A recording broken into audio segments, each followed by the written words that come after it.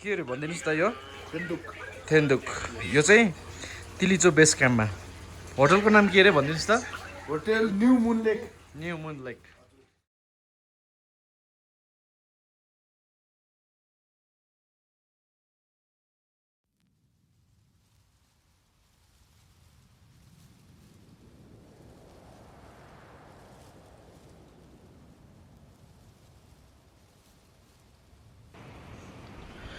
सबैमा सेवारो शुभ बिहानी। आजको हाम्रो यात्रा सुरु भइसकेको छ।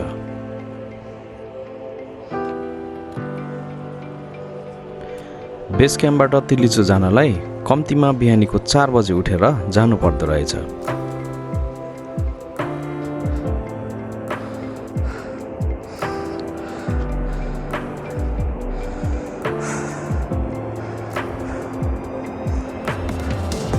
अन्धकारबाट पढाइएको पाइलाहरू जति जति अघि बढ्दै गयो बिस्तारै उज्यालोहरू पनि खुलिँदै गयो।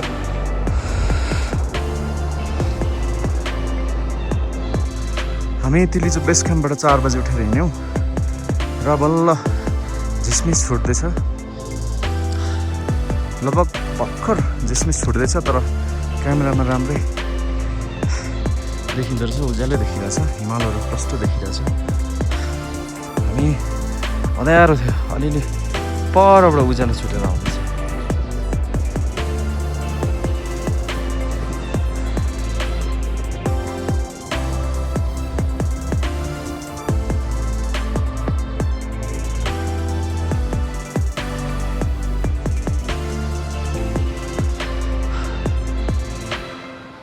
यो हिमालमा चाहिँ मजाले घाम परिसकेको छ। अगाडिको भिडियोमा थोरै खिच्दाखेरि चाहिँ अलिकति मात्र पर्दै थियो, मजाले घाम पर्यो।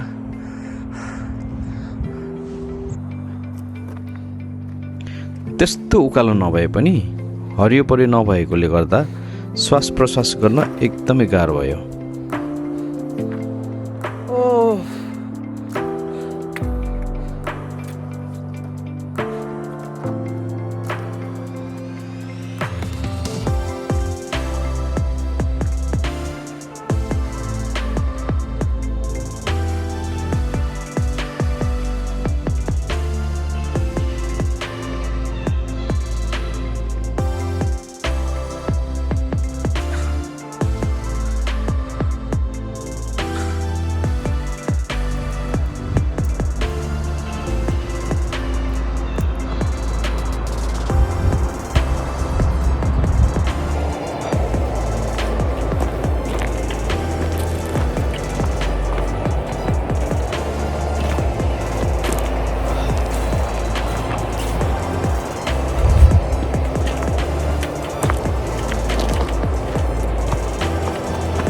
केही अघि बढिसकेपछि हिउँ परेर स्वागत नै गरे जस्तै लाग्यो।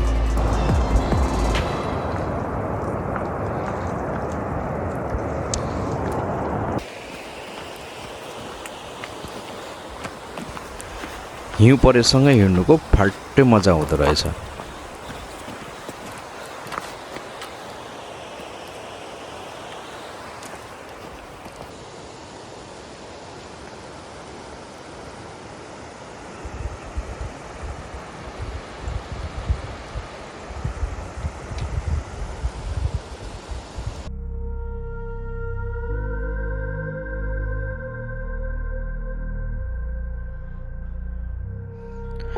हिमालहरू तल तल, आफू माथि माथि, यस्तो यात्रा गर्नु पाउनु भनेको त सायद यही यात्रामा मात्र होला।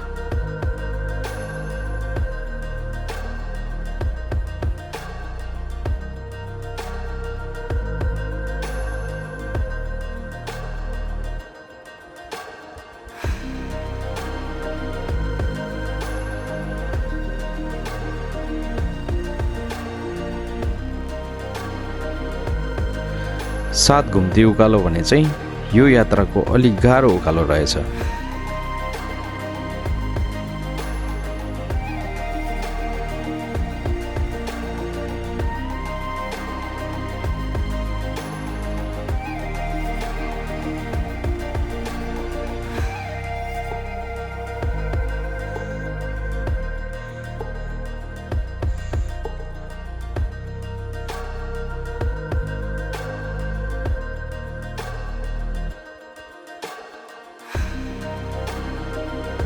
अब त लगभग तिलिचो पुगेको आवाज हुन थाल्यो।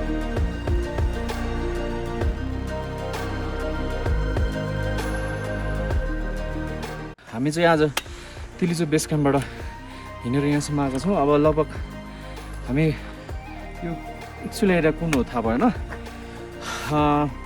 अब लगभग 1 घन्टा भनेको छ, कसैले आधी घन्टा भन्छ, अब कति लाग्छ अब लगभग। तर अब सजिलो बाटो आयौँ, 7 घुम्ती कटेर अब तेर्सोबाट आएको छौँ हामी।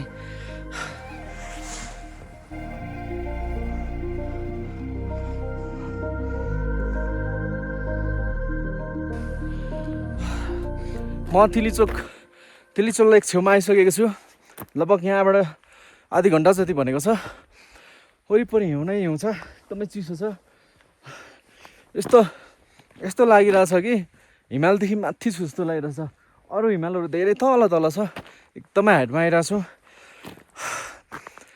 तपाईँहरू पनि यदि आउनुहुन्छ भने तिलिचो बेस क्याम्पदेखि उठेर यहाँ यो टाइममा आइपुगेको छ। लगभग अहिले कति बज्यो भन्दाखेरि 7 बजेको छ। हामी 4, 5, 6, 7 लगभग 3 घन्टामा म यहाँ आइपुगेँ। अब लगभग 1 घन्टा जति लाग्छ होला। यदि तपाईँहरू पनि यदि आउनु भयो भने तिलिचो ट्रेक चाहिँ त्यति गाह्रो जस्तो लागेन। अरू ट्रेक जस्तो पुरै ठाडो उकालोहरू छैन, अलिकति त्यसो टाइपको छ। तपाईँहरू पनि आउनु सक्नुहुन्छ है त।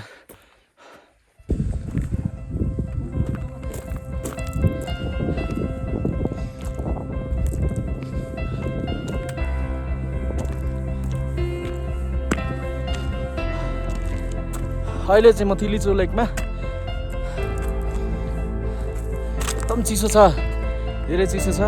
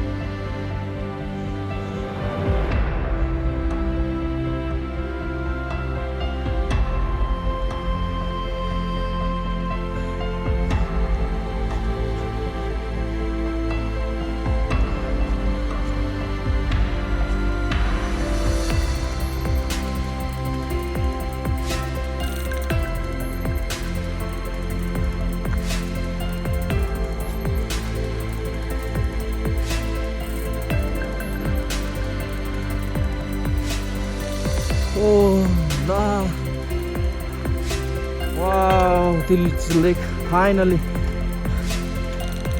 हामी तिलिचो लेक आइसक्यौँ है। अब चाहिँ बल्ल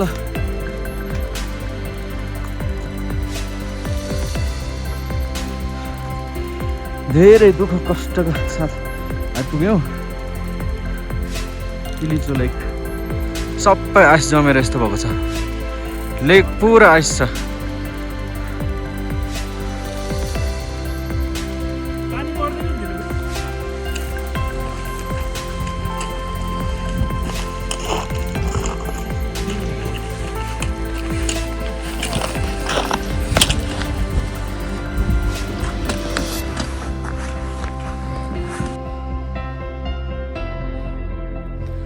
फाइनली हामी चाहिँ तिलिचो लेक आइसकेको छौँ। हामी भन्दा पनि मसँग आउने भाइहरू चाहिँ बेस क्याम्पमै रह्यो, हिँड्नु नसक्ने भयो र म चाहिँ बल्ल आइपुगेँ। खाली पेट आएको, एकदमै गाह्रो भइरहेछ मलाई। एकदमै बबाल छ तिलिचो लेक। तपाईँको यो लेक हरियो हुनुपर्ने अथवा निलो हुनुपर्ने, यो चाहिँ आइस भएर जमेर चाहिँ पुरा सेतो छ। यो वरिपरि चाहिँ सबै लेक हो, तर यो चाहिँ आइस भएर चाहिँ पुरा हिमालको फेद जस्तो देखिरहेछ। वरिपरि हिमाल छ।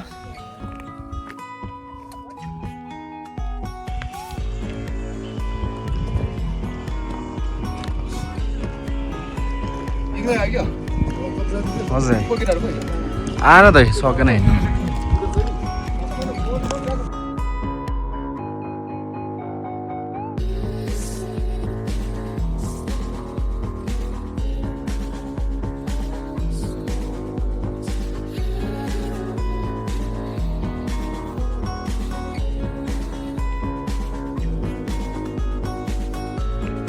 प्रकृतिको भण्डार हाम्रो देश नेपाल। तपाईँहरू पनि एकचोटि अवश्य आउने कोसिस गर्नुहोला।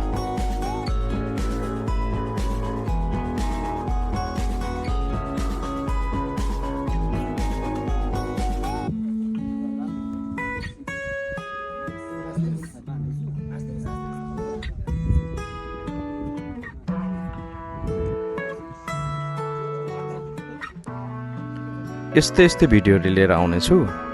मेरो युट्युब च्यानल हिमालयन डुलालाई सब्सक्राइब गरेर साथ सपोर्ट गरिदिनु होला। धन्यवाद।